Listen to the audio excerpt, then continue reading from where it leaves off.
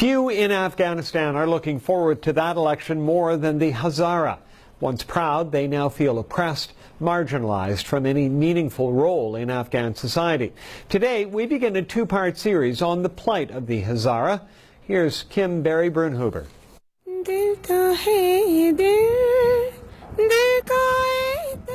Legend has it their hearts beat with the blood of Genghis Khan, that they're descendants of the Mongol hordes that occupied most of Asia.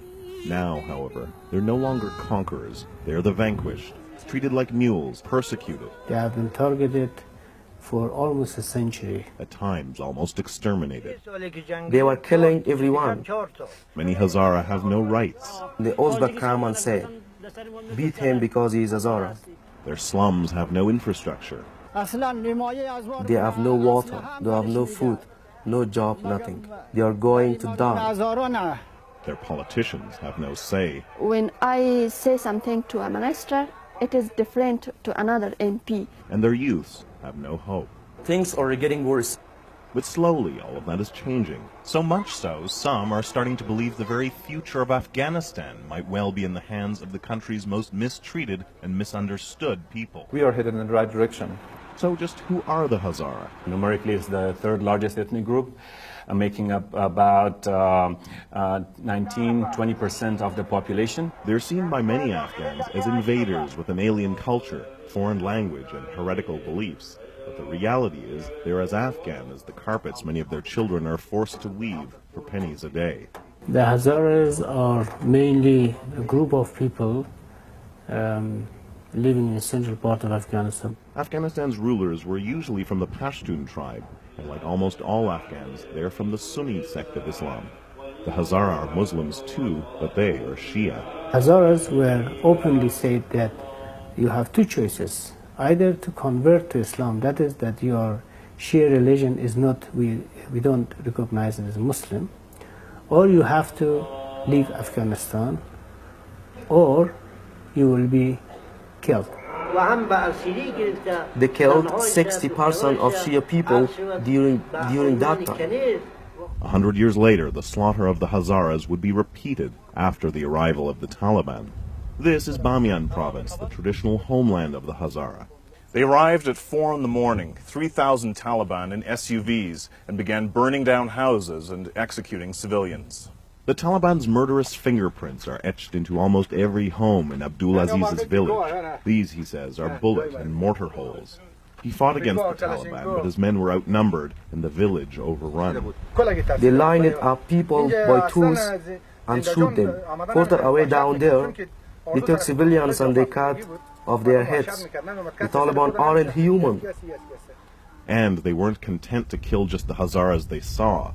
So they set up a blockade of the Hazara areas so food couldn't get through. More than 1 million people faced starvation. Mohammed Safar survived, but hundreds of his neighbors weren't as lucky. When I watched the children starve, I was very sad. A sad chapter for the Hazara in a tragic war that tore apart a nation. With the fall of the Taliban, things improved for the Hazara, but not as much as they expected. Thousands fled to Kabul during the war.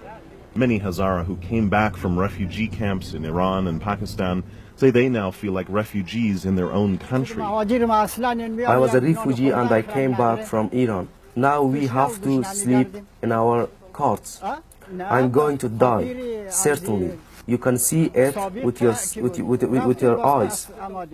Most Hazaras in Kabul live in poor Hazara-only neighborhoods like this one, with less access to water, power, and sanitation than the other areas in the city.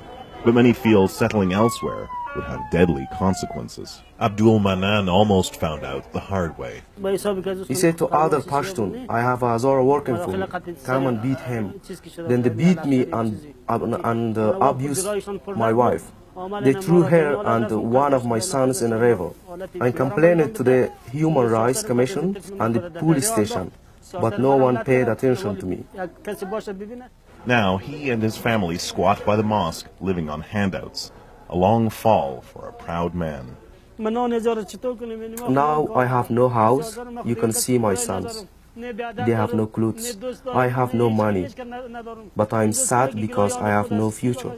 The future of the Hazaras was supposed to improve under the new coalition government, which pledged to treat all of its citizens fairly. Some experts insist the ethnic divisions are disappearing now that all groups have representatives appointed to key government posts. But many feel those Hazara faces are just window dressing. According to the law, I have the same power as the others have. But according to the situation of Afghanistan, I don't have those power who the other. They are cheating us because we are Hazara. This is the road to Bamiyan city, but our crew never made it there.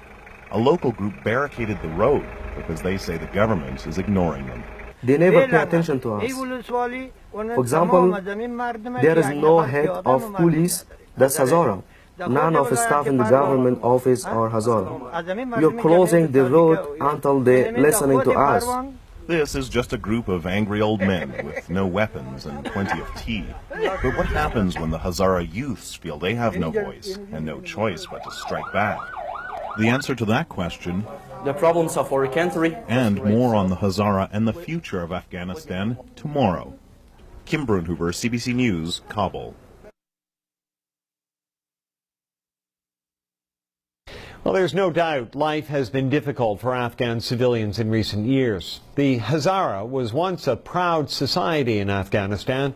Descendants of Genghis Khan, they are a Shia minority in a predominantly Sunni country. Today, they are oppressed and marginalized. Now, the conclusion to our two-part series on the plight of the Hazara. Here's Kim Brunhuber. Ayub Ahmadi struggles under the weight of thousands of shoes. Shoes he could never dream of buying with a salary of less than $2 a day. this is very heavy, but I cannot find you other job. He can't find a job because he's Hazara. Of the 6 ethnic groups in Afghanistan, the Hazara occupy the bottom rung in this country. These descendants of Genghis Khan and the Mongol invaders that conquered Asia have now, in many cases, been reduced to the status of pack animals.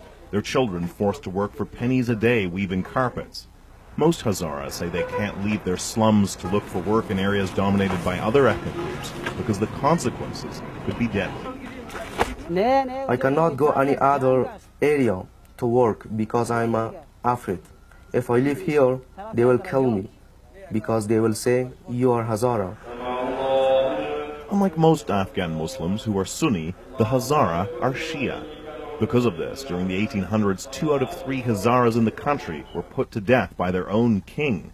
100 years later, the Taliban tried to exterminate them. It has been an ethnic group that had been totally disfranchised, marginalized, and oppressed for about 2 long centuries. Now, there are Hazara politicians, some in important posts, but many of them insist they're actually powerless. I am Hazara, and I think when I say something to a minister, it is different to another MP. So far, Hazara protests have been non-violent, but some feel that's about to change. The problems of our country. This teacher says the problems are getting worse and the restless Hazara youth might soon turn to violence. Really, it is frustrating, but in the future, we may have, worse than this one. Why do you say that? Because due to the problems that I can tell you, sir, and the problems are increasing. But if the problems in Afghanistan are increasing, so too are the number of Hazaras who are fighting for change. They stand behind the government and behind the new democratic process in Afghanistan, and they've really bought into the education. During the war, Javed Zirak came to America to study. Though his brain was firmly in East Kentucky, his heart never left Kabul. When I went to the States, I always had this, this mission, in a way, to study, to excel at my studies, and then to come back to Afghanistan to contribute. This professor did just that. In the 80s, he emigrated to the U.S. and became a successful executive at Sony, earning more than $100,000 a year. Now he's back in Kabul, by choice. No luxuries, and 1/3 of the salary. Now it's time for me to come back and see if I can extend some of that opportunities to my people in general, to the people of Afghanistan in general, and to my ethnic group, Hazaras in particular. Despite the increase in religious and ethnic violence, there's another more positive trend. a surge in the number of Hazaras going to university. And that's a really hopeful thing, because that, I think, injects a lot of talent for the greater good of the country. Zirak hopes to run for office one day, and maybe, just maybe, become the country's first Hazara president. You know, I often look at the history of the United States and, you know, the civil rights movement there. And it's always been inspiring to me the way that that country has come in not a very long time. You know, you go from systematic segregation that is part of the law, Jim Crow and everything, to where a black person is having a serious shot at becoming the president of the most powerful country on earth. And this is really inspiring. Millions of Hazaras hope to one day find their own Obama, a Hazara man or woman to lead a blood-soaked nation over the divides others have exploited, and to free the children of Genghis Khan from being entangled by a life of cheap carpet threads or crushed under the weight of other people's shoes. Kim Brunhuber, CBC News, Kabul.